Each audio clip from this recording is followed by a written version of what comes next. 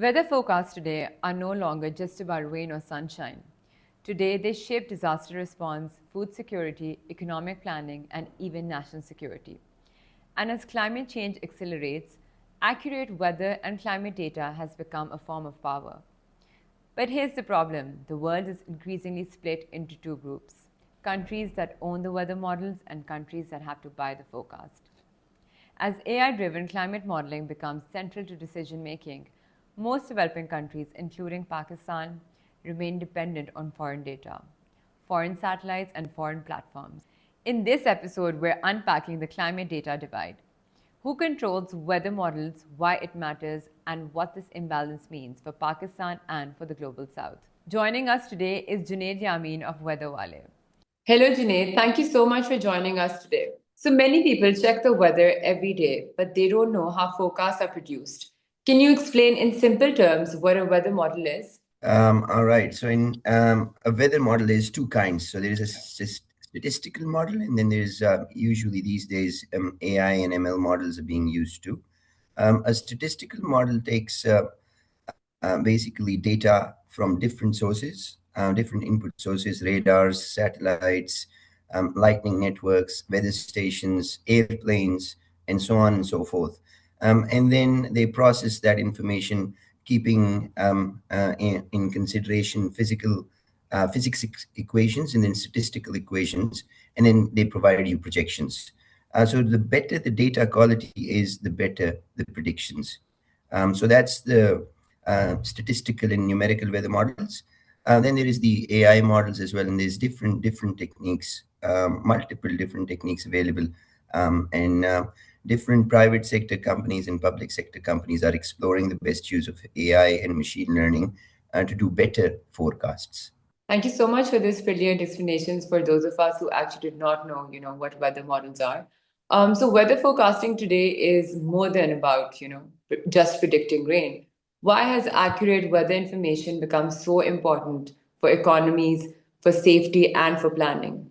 All right. So weather, very well put, Mahin. Weather is really important, and basically, so take into account agriculture or aviation or tourism or any occupation, and then lifestyles as well, even moods, how human psychology works, weather impacts us all.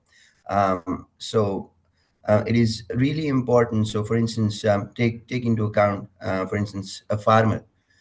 So from sowing or land preparation to harvesting, throughout this life cycle, cropping life cycle, he or she needs good weather information: when to apply irrigation, when to apply pesticides, when not to apply pesticides, when to apply fertilizers, when to harvest, and then when's the best time to sell. The heat, the amount of heat, growing degree days, heating degree days, all of these elements become really important for planning. Take into account tourism, the same is the case: when to go, when not to go.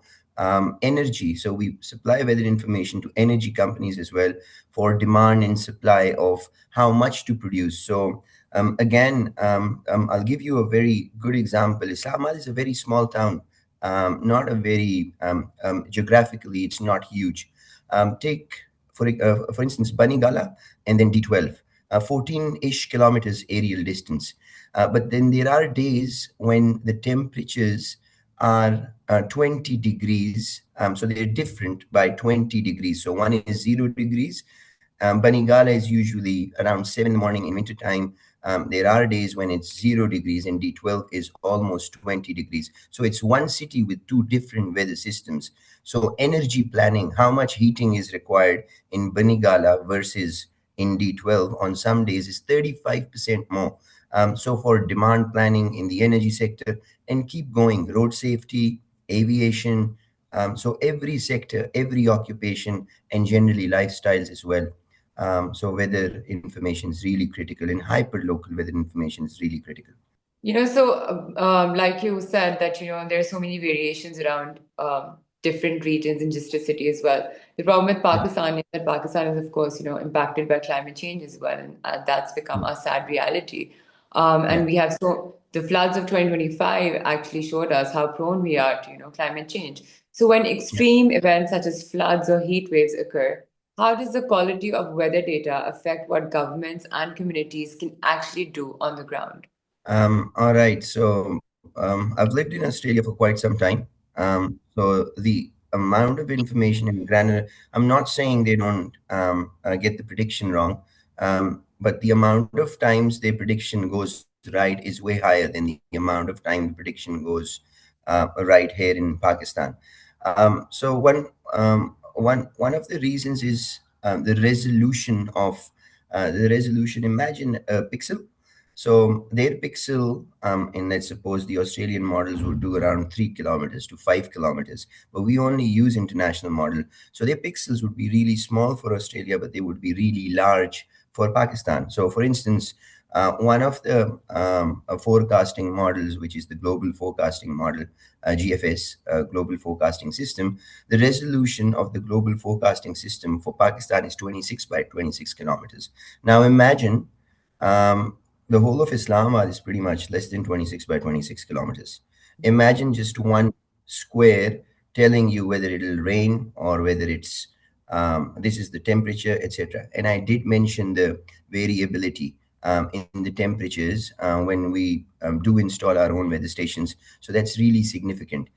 So when you just give a prediction on that resolution, then it doesn't apply to, it's just an average. How it impacts, let's suppose Saidpur and E11 loading areas and 100 mm of rain, how it will impact these areas versus F7.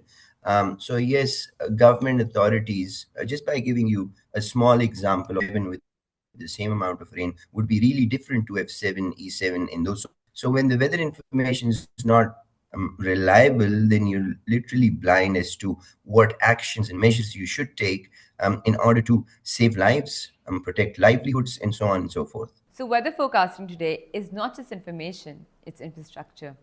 And like any other critical infrastructure, who controls it and who has access to it matters. Most of the world's most advanced weather and climate models are controlled by a small group of countries and institutions, primarily in the US and Europe. These models rely on expensive satellites, supercomputers, and proprietary algorithms. For countries like Pakistan, this means dependence on foreign data, foreign timelines, and foreign priorities. Global forecasts are available, but they're not always sufficient, timely, or tailored to local realities. So, who really owns climate data and why does this concentration of power matter? Let's go back to our conversation with Junaid. You just touched upon the fact that Pakistan relies on international weather models. So can you Yeah. just tell us about some challenges or some risks that creates dependency for a country like ours? Yeah. Um, yes. So again, referring back to the pixel example, it's called a raster, but it's essentially a square pixel of, and that's one unit of weather information, right? So if we don't, if we keep relying on international models, they're not really going to take the time out to focus and downscale the pixel size to, let's say, 3 by 3 kilometers.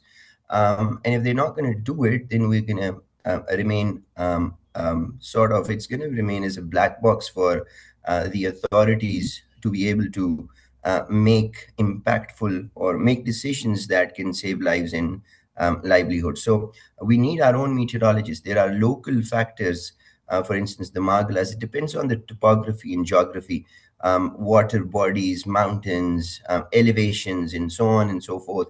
And then obviously the infrastructure as well. So that they will not be able to sort of go down to the level of granularity that is needed for a country like Pakistan, and especially Potohar and sort of up north, the weather zones are quite small. So that means when there is topography variations, geography variations, water bodies in mountains, then the zones, weather zones become really small. When the land is like plain areas, the zones become bigger and bigger. So there's not enough variability in plain areas. So if there is no dedicated effort and no downscaled models for Pakistan, then that means we're relying on general generic information. it'll rain, how much it'll rain is really critical, the millimeter, and then the rain rate is critical. So in order for us to sort of perfect, or nobody can perfect it, that's a wrong term, but improve the information, we need to have downscaled information. So higher resolution, that means 3 by 3 kilometers maybe. And then obviously for each of those pixels we provide weather information, then that means we could do better planning around agriculture, lifestyles, flooding, early warnings, and a lot. The most advanced weather models are, controlled by a few companies and countries. Why should the average Pakistani care about who owns and controls this data? We shouldn't worry about. So the only thing we should worry about is they would only provide us generic forecasts. Other than that, it's we use international satellites, international models. We have our ground network data now, which has significantly improved the weather information in Pakistan.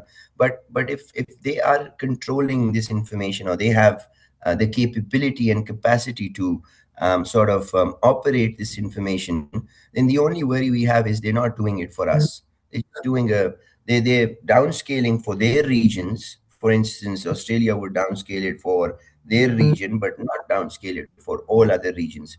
Europe would downscale it for their region, but not for all other regions, because the amount of compute required to downscale it, you can't do it for the entire world.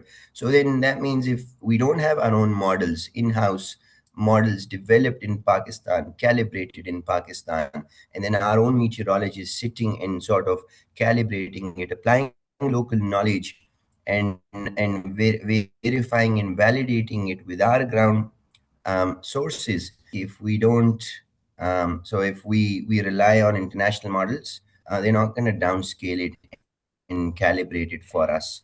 And then that means there is bad planning. So they can't be, we can't rely on weather information to do good planning. Just the post-harvest in the agriculture sector, due to bad weather and bad weather information, is more than $30 billion a year. So if we can't, so we need to have accurate, hyper local, and reliable weather information to be able to plan activities, whether in the power sector, the agri sector, tourism, aviation, or anything for that matter. We need reliable information to be able to leverage this information for better planning, less reduced losses and increased yields, whether if talking about the agriculture sector, and better planning in general. Absolutely. And this is a reality that we live with now.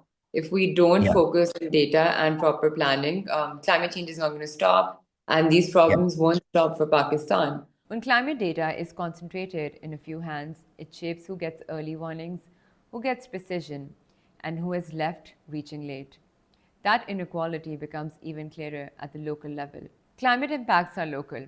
Flooding doesn't hit a whole country at once. Heat waves doesn't affect every district the same way. Farmers don't need national averages, they need field level forecasts. But most global models are not designed for hyper-local decision making. Licensing cost, data access restrictions, and low resolution forecasts mean communities often lack information when they need it the most. This is where the data divide becomes personal, affecting livelihoods, crops, and everyday choices. So Yeah, now, coming towards Weather Walay, your company. So yeah, Weather Walay focuses on hyper-local data, right? So in yeah. simple terms, what difference does that make for a ordinary citizen or a farmer? All right. So we are constantly improving the weather information. So up to 72 hours, I say we are the top option available in Pakistan. And I have data, and a lot of data to sort of prove my claim. When we now tell, so basically we were the ones who were able to identify the difference between Banigala and D12 weather.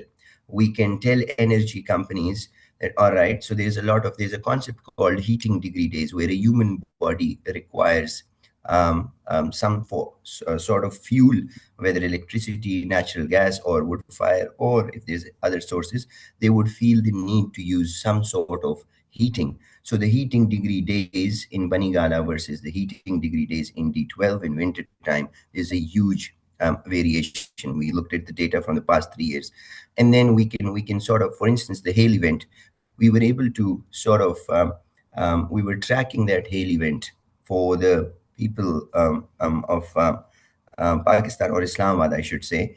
These are some examples from Islamabad because I can contextualize and sort of, I've been through that experience, I've lived through that experience myself as well. And I've met a lot of people from Islamabad, from who we received feedback informally as well. So the hail event, we were able to identify which areas in Islamabad would be most impacted. And those who had our weather app provided us a lot of positive feedback. Talat Hussain, Madam Senator Sherry Rahman, these are all our, and a lot of other people, they were our customers. Talat Hussain sort of told his wife, okay, I've received this alert from Weather Walay. Usually they're not wrong. So I would say you're going out, they're talking about a very significant hail event. I think you should consider. She had that at the back of her mind. She drove out, but then she saw the system developing, and then she sort of turned her car around, and there you go, tennis-sized balls. And then those people who had our app and relied on our information, because we've developed a relationship of trust over the years with our customer base, they were able to evade the storm and evade the losses. That is just one example of why what Weather Walay is doing and how hyper local weather information is important.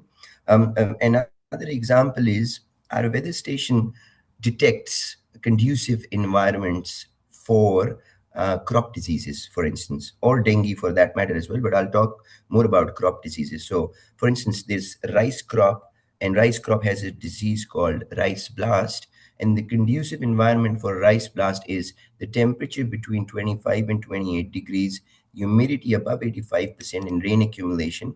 And in the past 72 hours, 12 hours, these conditions prevailed.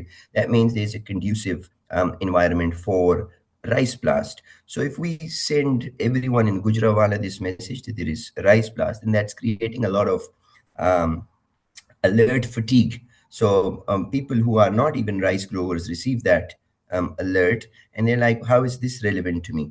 But then through a company by the name of Bakhabar Kisan, because they have the information of the farmers, we pass on this information to Bakhabar Kisan. They know where those farmers are, who those farmers are, and their numbers, and they would pass it on to only the relevant people. So hyperlocal information, accuracy, and then the right partnerships with the right companies, be it public sector or private sector, then channeling this information to also keep in mind that we don't have to create panic, we don't have to create fatigue, that there's always messages going. So we send the right messages to the right people. We do our own profiling as well. Occupation, how do you use weather, how does weather interest you, and then accordingly, for instance, for health affected people, we send out AQI advisories. We send out then dengue related conducive environment advisories. In Poland times in Islamabad, we tell people not to go to avoid these areas for those with existing allergy problems and concerns. And the accuracy of weather information, making it hyperlocal, is really, really important. So you develop a relationship of trust with your client base, and then they listen to the information provided, and then it's instructions that go with it. That's amazing. And thank you so much for explaining to us why Weather Wallet uses hyperlocal data. I'm actually going to download your app as well and check it out as well. Now, Yeah. you mentioned Bakhabar Kisan. So I know that you work very closely with farmers.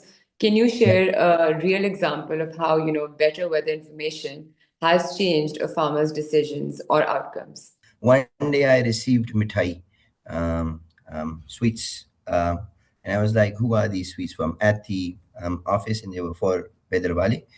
There was a number written on it, so we called up the customer and said, "Okay, you've sent us mithai. What is the story behind it?" And that he was a dates farmer. He was drying his dates, And then we send out an alert that there'll be a heavy storm coming in the next 3 hours, 3 to 6 hours, or whatever the message was. I don't remember the exact message. But he said the sky was blue and clear. And I looked at my phone and I was like, these people have gone mad. Initially, that was his thought. But then it was at the back of his mind because he had around 15 million worth of dates drying, and it's a whole big operation. I haven't been to a date farm. I'm only going by what the farmer sort of explained. And then he said, because I had it at the back of my mind and the amount for me was significant, so I was like, bring out the tops and do some level of preparation. These people have gone mad, but still I'll take my precaution because I've got 1.5 crore lying and they could all be wasted. And then he says everything was fine up to 2 hours, and then there was the sky was getting grayer, and then within the sky got gray, and then within 15 minutes of that, it started pouring. And if I did not take the precaution earlier because of your message, I would have lost 15 million worth of my produce, and it would have been a huge loss. Recovering from that kind of loss was not possible for me, and I was really happy that I was using the Weather Walay app, and you planted that thought and you prepared me for taking precautionary measures. So that was one of the success stories. There is so many success stories. People calling us, people even the best story. So two other good stories. One was Naila Kiani and Wajid Nagri when they were doing their summit. Naila Kiani is, by the way, the first Pakistani lady who has summited K2. So there's a very amazing story there, but that's not agriculture. Talat Hussain Saab was also an interesting, very interesting story when he got to download our app, and then from there onwards, our relationship sort of started. He supports us a lot. So those sorts of we got plenty of success stories in all different areas. But yeah, one of from the agri sector, that was one of the proudest moments. Thank you so much for sharing this story with us. And I think it's also the end of the day that, farmers get impacted by climate change the most. And it's Yeah. amazing to see how, Weather Wallet can amplify all of this and can, really help farmers with their yields. Better weather data doesn't just improve forecasts, it shifts power towards communities. But climate data is no longer just about safety or agriculture. It's increasingly about money. Weather and climate data is now shaping financial decisions. Banks use it to access risk. Insurers price policies around it. Businesses plan supply chains based on forecasts. At the same time, there is growing talk of AI, open data, and democratizing climate information. But there's also a risk that new technologies simply create new forms of dependency, controlled by even fewer players. So, where does this leave Pakistan? And what would real self reliance in climate forecasting look like? So banks and businesses are, increasing using weather data. How is climate and weather information becoming part of financial and business decision making? All right. So, again, a very interesting question, and we're working a lot in this space with a lot of stakeholders, donors, public sector organizations, and a lot of private sector organizations. We're doing basically, we're working in the space of lending for farmers, and then we're also working in the space of parametric insurance for farmers, and then other groups as well. But just to and we've partnered with the right stakeholders. So for the farmer loans and farmer parametric insurance, we've partnered with Bakhabar Kisan again, because again the farmer data is really important. So knowing where the farmer is, that is where the story starts, and then you can link up weather information. So there's three kinds of stages. For instance, if we talk about loans or insurance. So, where the farmer is and what is the climate of that area, that particular field, what is the sort of risks? Is it a low-lying area or is it not going to be impacted by a flood? So that is the area risk assessment.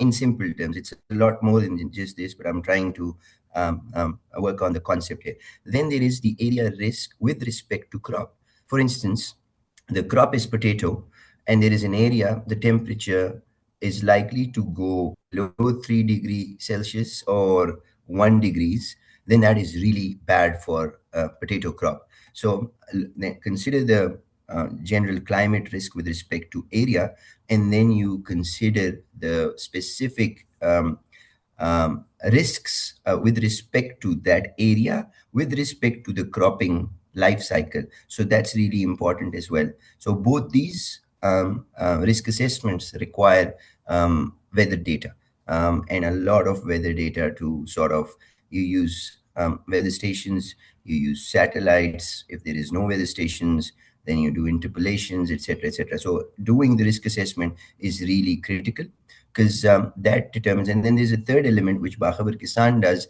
is the farmer behaviors and practices, and they, through satellite imagery, they can sort of track the farmer's performance of what sort of inputs, so what sort of crop healths or practices they sort of applied to their field.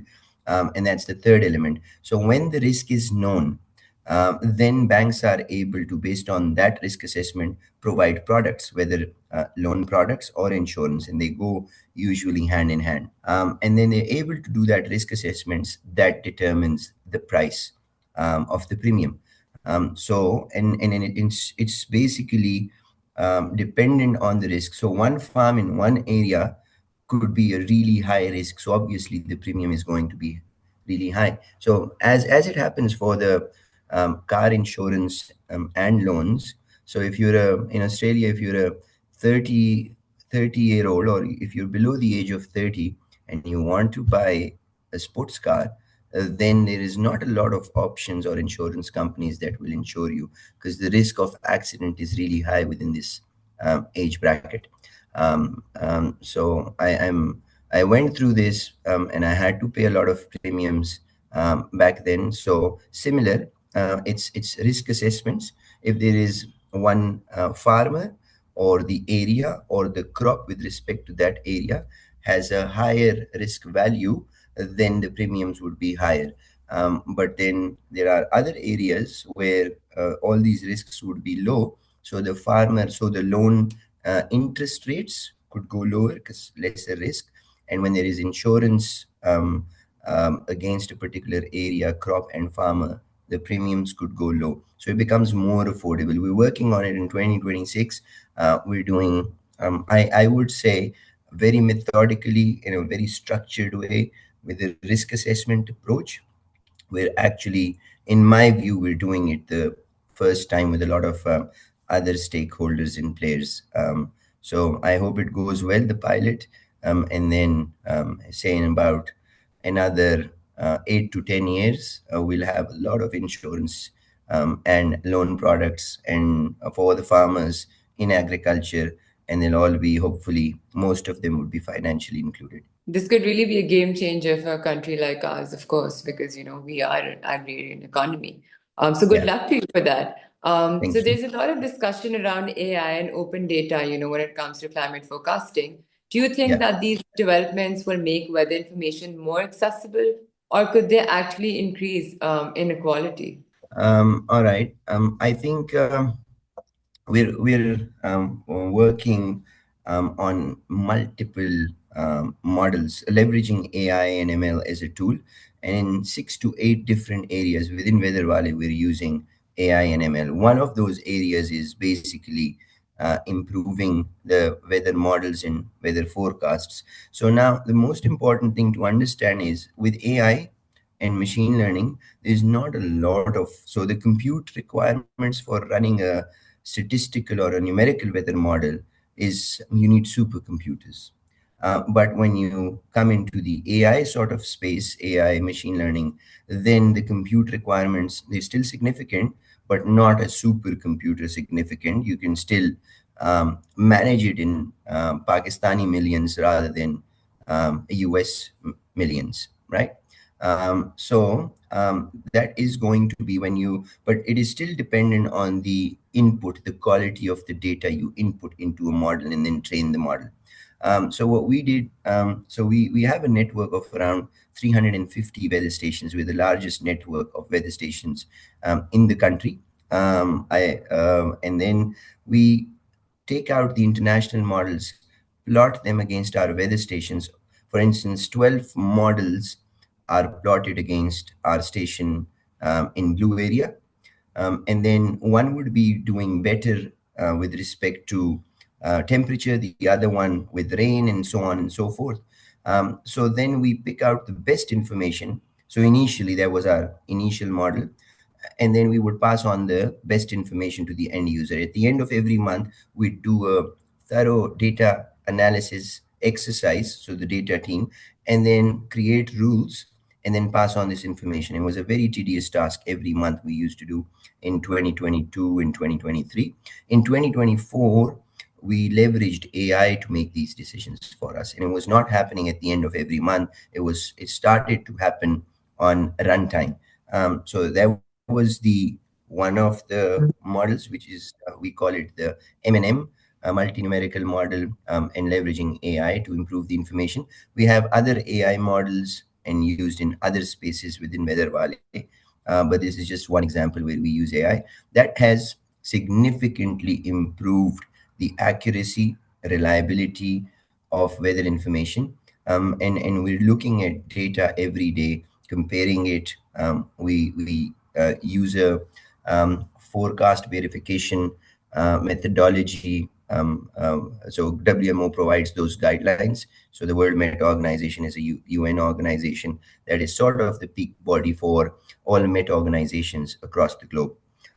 So we follow their methodology for verifying our forecasts, and the data quality the weather information has significantly improved with the help of AI and these ground truthing exercises that we do. Of course, that is the future. Like leveraging AI is the future. And I think if we can leverage it in the right manner, a lot Yeah. can change for a country like Pakistan because, farmers are dependent on this information. So Yeah. looking ahead, what would Pakistan need to do to become more self-reliant in weather and climate forecasting? All right. So we need a lot of data points. That's one, and all sorts. The other thing is institutions, public sector and private sector, they operate in silos. It's always a mindset of competition, whereas it's actually collaboration in the Met industry. So the U.S. Met industry grew from $1 billion to $10 billion when the data sharing agreements arrangements were put in place. So the industry grew by 10 times. So 1 billion to $10 billion. So in the same way, if the public sector, there is the PMD, Pakistan Met Department, there is irrigation department, there is WAPDA, there is private players, there is the telecom, and all these different players operating in silos and pockets, which has changed, by the way, a little bit. NDMA is doing amazingly. Last week, NDMA also, we have an existing partnership with the NDMA and many other organizations as well. But NDMA brought public sector, private sector, not-for-profit sector, all the innovators, the startups, the tech startups under the one roof. And they were all collaborating, pitching in ideas, and talking about improving the early warning space, leveraging IoT, AI, GIS, and ML. So we need to break these silos. We work alongside the NDMA.